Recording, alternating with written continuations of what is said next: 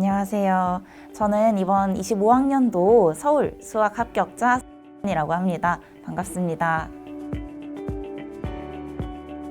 다양한 퀴즈들을 온라인으로 풀 수 있다는 게 좋았던 것 같아요. 퀴즈들이 온라인상에 올라와 있으면 그걸 제가 풀어보고 바로 채점한 결과가 나오고 또 오답도 다시 볼 수 있다 보니까 그 퀴즈를 활용하는 게 도움이 됐던 것 같습니다. 네, 작년에 실시한 현장 모의고사에 참여했었는데 실제 시험과 시간도 동일하게 진행이 되고 또 분위기도 많이 비슷했던 것 같아서 현장 분위기를 파악하고 연습하는 데 도움이 많이 됐습니다. 저의 경우에는 사실 처음부터 수학교사를 꿈꾼 건 아니었고 공대를 다니다가 교사를 꿈꾸게 된 케이스였어요. 그래서 교사가 되려면 교육대학원에 진학을 해야 했거든요.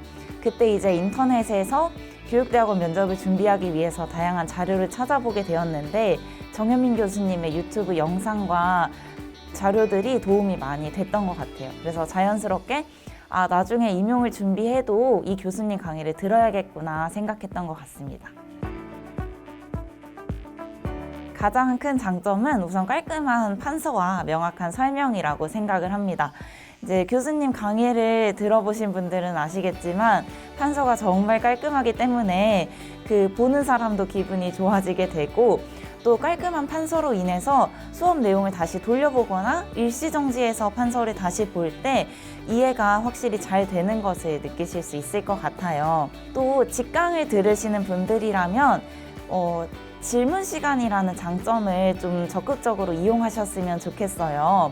정현민 교수님께서는 수업이 끝나고 나서 9시 정도까지 계속해서 질문을 받아주시는데 이제 이 시간에 좀 내가 이상한 질문을 하는 거 아닌가 하고 두려워하시는 분들이 많더라고요.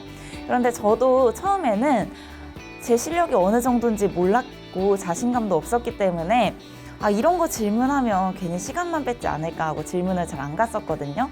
그런데 질문을 몇 번 가다 보니까 교수님께서 제 질문에 대한 답변 외에도 그 공부 방향에 대한 피드백도 같이 주시기 때문에 그런 피드백들이 정말 도움이 많이 됐습니다. 제일 어렵다고 느꼈던 과목은 현대대 수학이었어요. 그 이유는 일단 초수 때 현대대 수학을 공부하다가 너무 어려워서 강의를 끝까지 듣지 못하고 초반 부분만 좀 제대로 공부했던 기억이 있어요.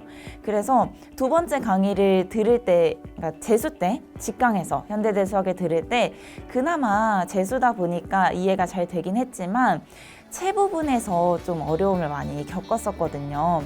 아마 다른 분들도 현대대 수학 공부하시다 보면 특히 갈루아 쪽에서 좀 많이 어려움을 겪으실 거라고 생각하는데 갈루아 같은 경우에는 정의 일단 완벽히 이해하고 그걸 바탕으로 문제 많이 풀어보시는 게 도움이 됐던 것 같습니다.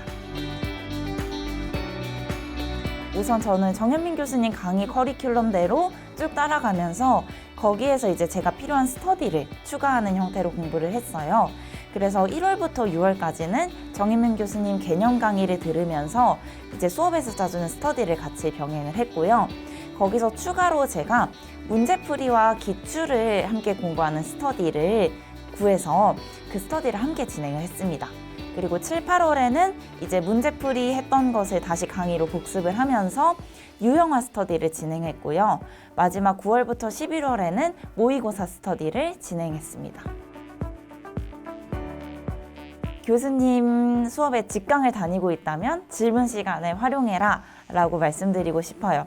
이때 이제 모르는 것을 가져가셔도 좋고 이론 풀이가 맞는지 잘 이해가 되지 않을 때 혹은 의문스러울 때 가져가셔도 좋을 것 같습니다. 그리고 두 번째로는 교수님께서 1월부터 6월 사이에 주시는 테스트를 활용하라 라는 건데요. 이 테스트를 한 번만 보고 끝내기에는 너무 아쉬울 것 같아요. 왜냐하면 해당 단원에서 중요한 문제들, 반드시 익혀야 하는 문제들만 모아둔 것이기 때문에 저는 그 테스트를 한 번에서 끝나지 않고 2번에서 3번 정도 더 풀어보면서 시험 직전까지 복습했던 기억이 있습니다. 네, 임용 시험이 양이 정말 많기 때문에 저도 처음 시작할 때 너무 막막했던 것 같아요.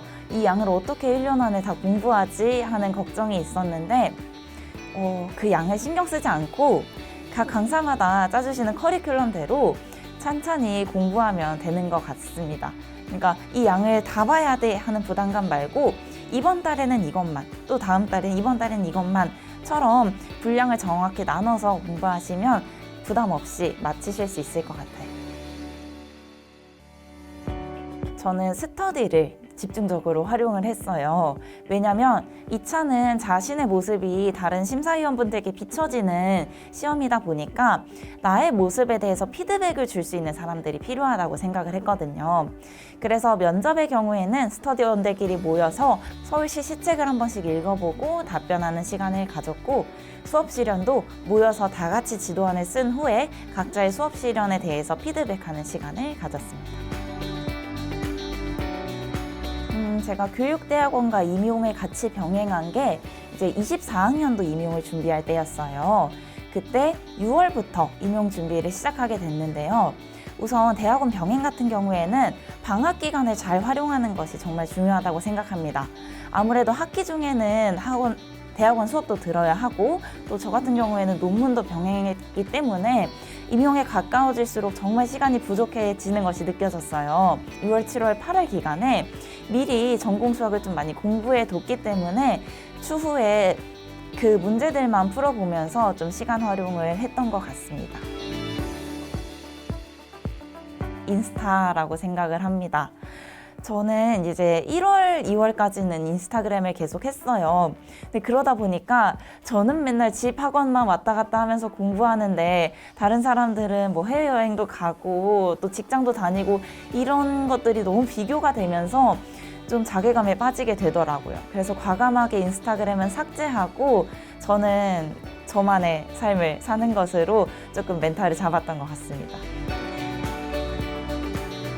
소수 때랑 재수 때 조금 느낌이 달랐던 것 같아요.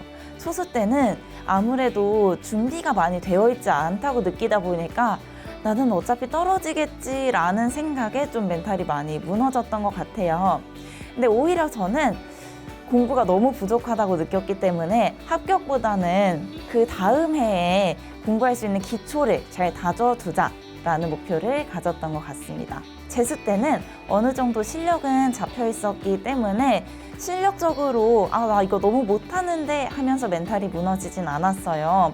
그런데 이제 9월쯤 되다 보니까 너무 같은 나날만 반복이 되고 또 시험을 정말 잘 볼 수 있을지에 대한 불안감도 커지면서 멘탈이 많이 무너지곤 했는데요. 그럴 때마다 어차피 나는 합격할 거니까 라는 좀 굳은 마음가짐으로 멘탈을 잡았던 것 같습니다. 저는 대학교 때 학생들을 좀 가르치고 소통하는 활동을 많이 하게 됐어요.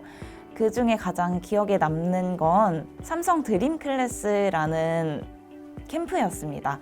거기서 이제 그 각각 지역에서 지방 지역에서 올라온 학생들과 3주간 같이 합숙을 하면서 수학을 가르쳐주는 캠프였는데, 그때 이제 공부를 알려주는 것 외에도 밤마다 이제 아이들을 재우고 또 아침마다 깨워서 씻기고 하는 그 활동들이 너무 재밌게 느껴지더라고요. 그래서 나는 이런 아이들과 조금 더 오랜 기간 소통하고 싶다라는 생각이 들어서 교사라는 직업을 꿈꾸게 됐습니다. 임용을 준비하시는 모든 분들이 항상 많이 불안하실 거예요. 왜냐하면 임용은 딱 1년에 한 번 있는 시험이고 또 답지조차 정확하게 나오지 않기 때문에 공부 방향도 명확하지 않고 또 시험을 봐도 계속 불안함을 느끼실 것 같아요. 그런데 올해 꼭 합격한다라는 생각을 가지시고 그 불안함을 좀 떨쳐내셨으면 좋겠어요. 그리고 주변에서 이거 해야 된대, 이것도 해야 된대 라는 말이 들릴 때마다 좀 흔들리실 수 있거든요. 근데 그런 말들에 너무 흔들리지 마시고 나는 이런 공부 방법이 맞아 하는 게 있다면 그 공부 방법으로 꾸준히 열심히 하신다면 합격하실 수 있으실 거라고 생각합니다. 불안해하지 마시고 확신을 가지시고 올해 열심히 하셔서 꼭 교단에서 만나는 날이 오면 좋겠습니다. 응원하겠습니다. 화이팅!